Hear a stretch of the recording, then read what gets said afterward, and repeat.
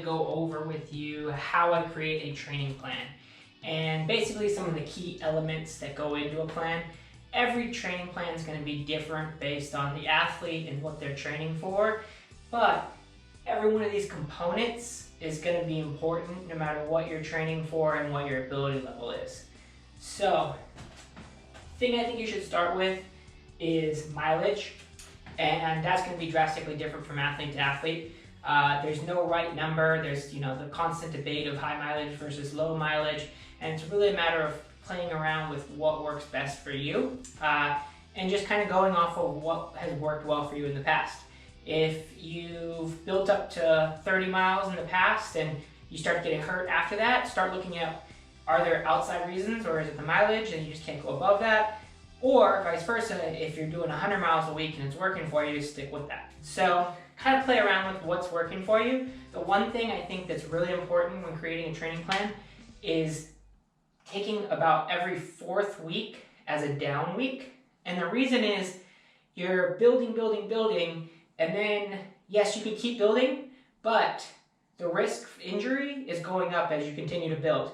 You want to take a little bit of a step back, let your body absorb the work you've put in, and then build again. So by taking a 4th week or so as a down week, you're letting your body absorb all that work you've put in, recover, and then you can build to a higher level. And the reason I think that's important is because if you don't designate every 4th week, then you might say, oh, I feel great, I'm gonna keep building. And the next week comes, oh, I feel really good, I'm just gonna keep going. And you get greedier and greedier, and eventually it catches up with you and you end up hurt, tired, or burnt out. So I think by making that 4th week as a down week, just whether you feel great or whether you feel tired, you're gonna benefit in the long run. So mileage, there's a lot of people say, oh, the 10% rule of building from what you've done in the past, little by little.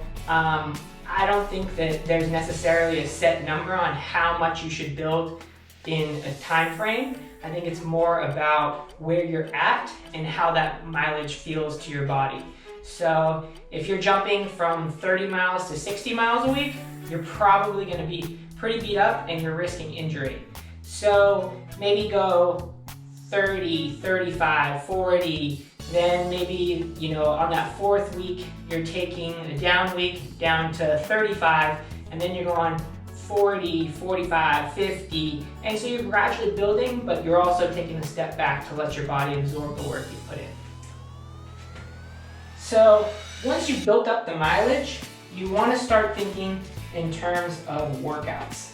And the key thing with the workout is no matter what it's called or named, the intensity that you've supplied to it, it's really about executing the purpose of that workout. So if you're going through a tempo run and you've designated the pace and the distance, you want to really try to hit those paces and distances, not just run as hard as you can because it's a workout and you really want to push it. So tempo run is going to be a sustained effort at a controlled pace. And everyone has a different term for tempo run or threshold or VO2 max workout. They all have different purposes and names.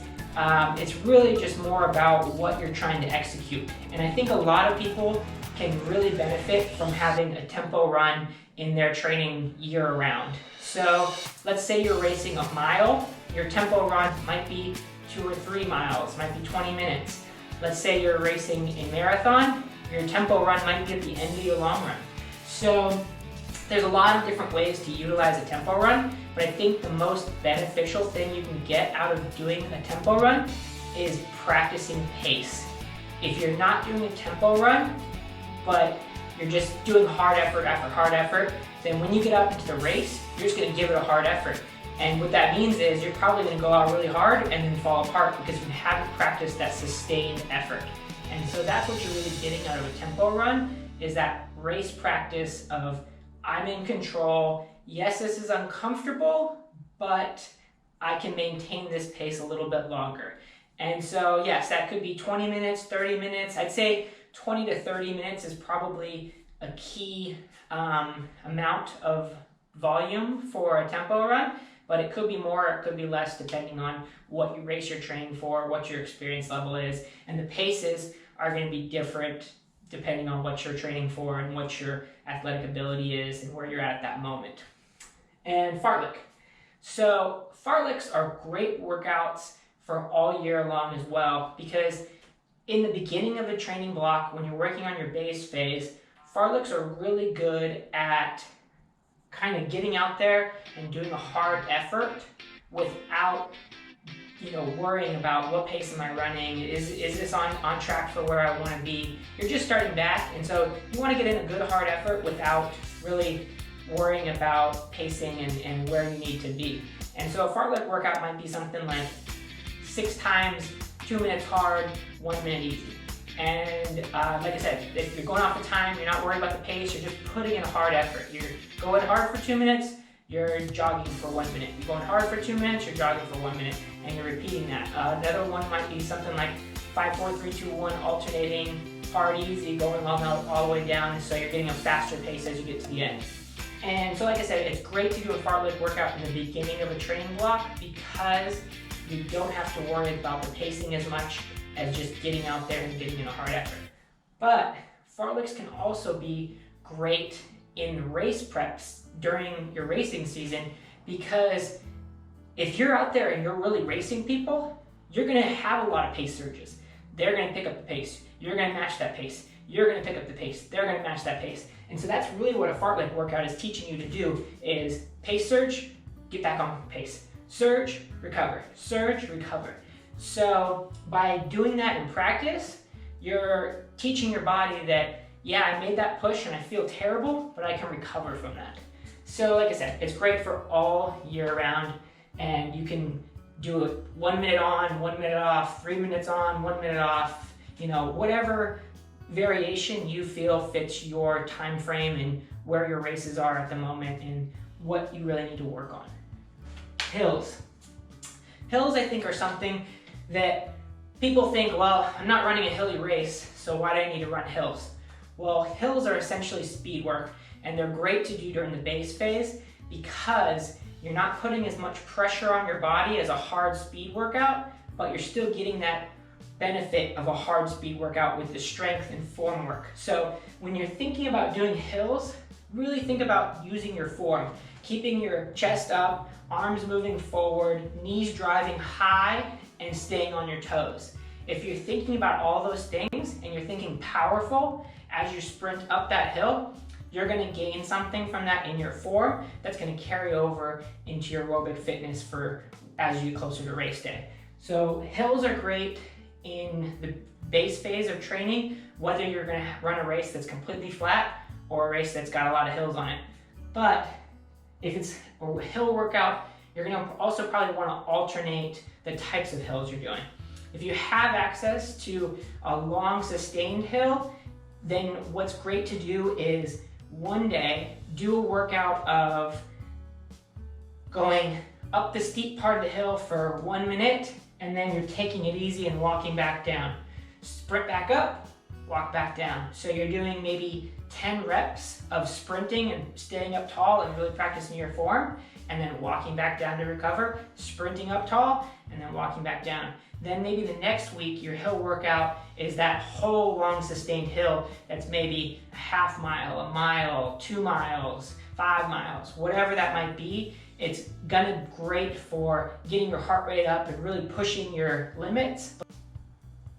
Next we have intervals. And intervals, I think everyone that did some kind of sport growing up is familiar with, whether it be you're a baseball player and you're sprinting laps back and forth on the infield, or you're a football player running lines and from end zone to end zone, or whatever it might be. Intervals can be any distance and any intensity. And I think that's where people get in trouble with intervals, is they don't really focus on what that intensity and what that distance correlate to. So if you're doing an interval workout and you have a race that is, 4 weeks out, 6 weeks out, that's the time when you should really be focusing on race specificity, and I'll go over that a little bit more after this. But for intervals, you really want to focus on practicing paces that you're going to encounter on race day. So if you're a miler and you want to run a mile in 4:20, then you better be able to practice that pace over and over again and get it so ingrained in your head that on race day you can just run it no problem, and then it becomes how bad do you want it. So maybe you do 12 times 400 with a minute rest at 65 seconds. If you're training for a marathon, your interval workout might be something like, 3 times 4 miles at goal marathon pace. The point is, the intervals should not just be reps. And I think a lot of people think, oh, I've got to do 3 times 20 minutes today. I've got to do 4 times 2 miles today. I've got to do 6 times 400. Whatever it might be, that interval workout they're doing, they're thinking of it as the reps instead of the purpose behind that workout. So figure out what your goal race is, what your goal pace is, and how does that interval workout correlate to what you want to run. Don't just get out there and say, okay, today's track day, I got to run hard. No, you should be practicing running as controlled as possible while feeling uncomfortable, so that on race day, you know what that feels like and you're not freaked out by it, and you can really push yourself when you need to. And so that's kind of what I go through with pacing on intervals, is knowing what that pace should be. Yes, there's a time for speed work. Yes, there's a time for long intervals. But when is that time, and why are you doing that? And so that's what you really need to think of when you're doing your interval workout, is why am I doing this workout? What is the purpose of it? And how does it correlate to race day? So specificity and race pace kind of goes along with that, intervals and pacing. It's one of those things where you want to practice what you're going to encounter on race day so much in training that by the time you hit the race, you're like, that was nothing. I mean, I remember races where I got out there and I had made it hurt so many times in practice by myself that the race didn't feel as bad, because I'd put myself through so much pain before the race. And granted, that's not what we do every time. If your goal is a marathon, your goal should not be to go out there and make it hurt every time you do a workout, because that's not what you're going to be encountering at mile 5 of a marathon. You want to practice what you're going to encounter on race day, so that when it gets out there, you know exactly what to do. So specificity could be different if you're racing a mile or if you're racing an ultra marathon. If you're running a race out in the mountains, you better be practicing running in mountains and what you're going to encounter on race day, so that your body's conditioned for that. If you're racing a mile, you better be practicing speed and hitting on that work at that intensity, so that when you get out and it feels uncomfortable, you know how that feeling is, and you can maintain that pace and even push it harder. And long runs. So distance versus pace. When it comes to long runs, you want to make sure that you're getting in a good aerobic effort, at least 90 minutes. There's just something about 90 minutes that for a long run, you're going to have certain adaptations in your body that you're not getting with just your everyday easy run. So you want to do your long run once a week. Maybe if you're doing a marathon and you're doing a lot of volume, you might want a second medium distance long run of about 90 minutes in the middle of your week. But that's a whole nother level if you've been putting in the mileage and you're ready to get to that next level. The long run is also something you can alternate intensity-wise. And I think it's really important to make your long run something that is easy and enjoyable and conversational one week, and then it's something that you're encountering what you're going to encounter in your race. So if you're racing a 10K, you still want to be doing a 15, 16, 17 mile long run, because like I said, you're going to get those adaptations after 90 minutes that as you prolong that distance, you're going to get stronger. Your form's going to be stronger when it's tired. And then by adding in some pace work at the end of your long run, you're going to be practicing running hard on tired legs, which is what you're going to encounter in most races. And so if you can do something like 13 miles with the last 3 miles at a faster pace, that's going to help. If you're doing a marathon, you might want to do something like 12 miles easy, 6 miles at marathon pace. So you're practicing running marathon pace on tired legs of the first 12 miles. If you're a miler, you might want to just practice negative splitting and going for a 13-mile run, and your last 5 miles are gradually getting faster and faster so that you finish in your last mile as your fastest mile. So it's good to do that, but you want to alternate it. So 1 week, maybe you're doing an easy run, long run, conversational, you're just able to just relax and enjoy it and get out there for at least 90 minutes. Then the next week, you throw in something a little bit more intense and practice negative splitting. And that's another thing that's going to work with any of these is you want to feel in control with your workout, and the best way to do that is even splitting or negative splitting.